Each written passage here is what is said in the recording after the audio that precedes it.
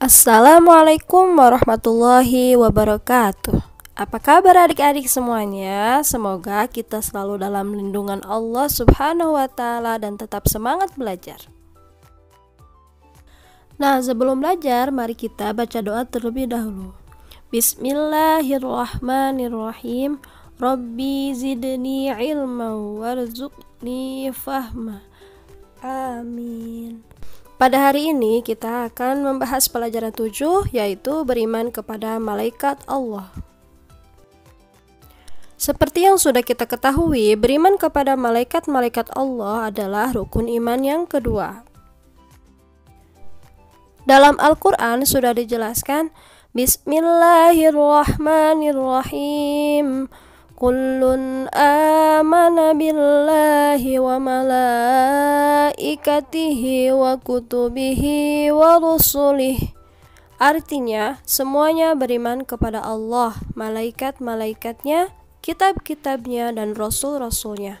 Quran Surat Al-Baqarah ayat 285.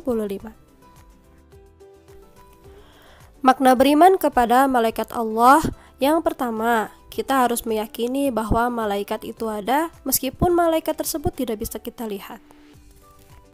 Yang kedua, meyakini bahwa malaikat itu makhluk ciptaan Allah dan tidak boleh disembah. Jadi kita hanya menyembah kepada Allah tetapi percaya bahwa Allah menciptakan malaikat sebagai makhluknya.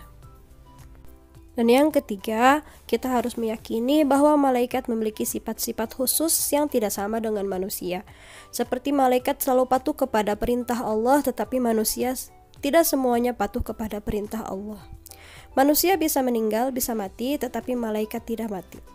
Malaikat diciptakan dari cahaya, sedangkan manusia diciptakan dari tanah.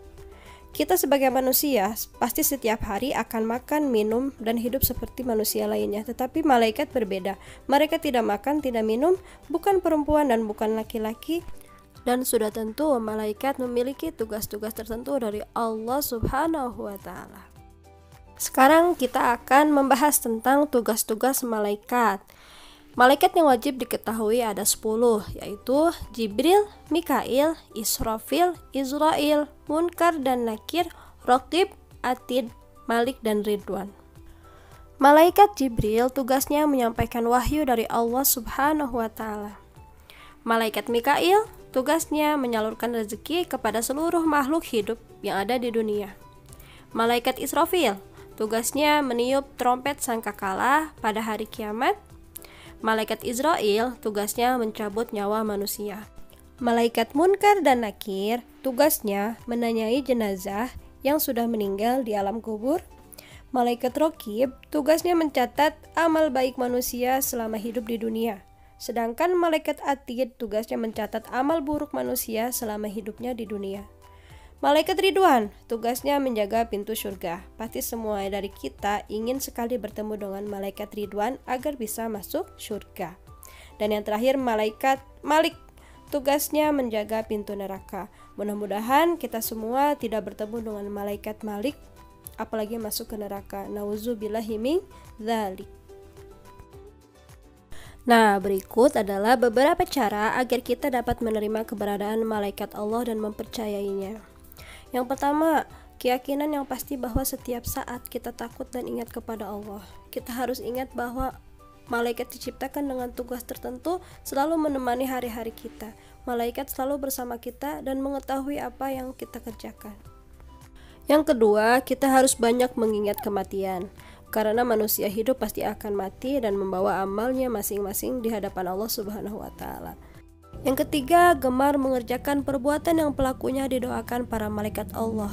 Amal-amal soleh seperti menuntut ilmu, belajar di sekolah ataupun di rumah, sholat tidak bolong-bolong, gemar membaca Al-Quran, rajin bersedekah, dan lain sebagainya.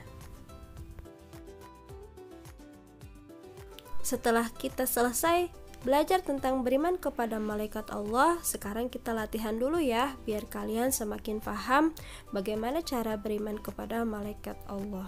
Nah, di sini ada 5 pertanyaan, silahkan dijawab dan ditulis di buku masing-masing. Selamat mengerjakan. Terima kasih sudah menonton video ini, semoga bermanfaat. Wassalamualaikum warahmatullahi wabarakatuh.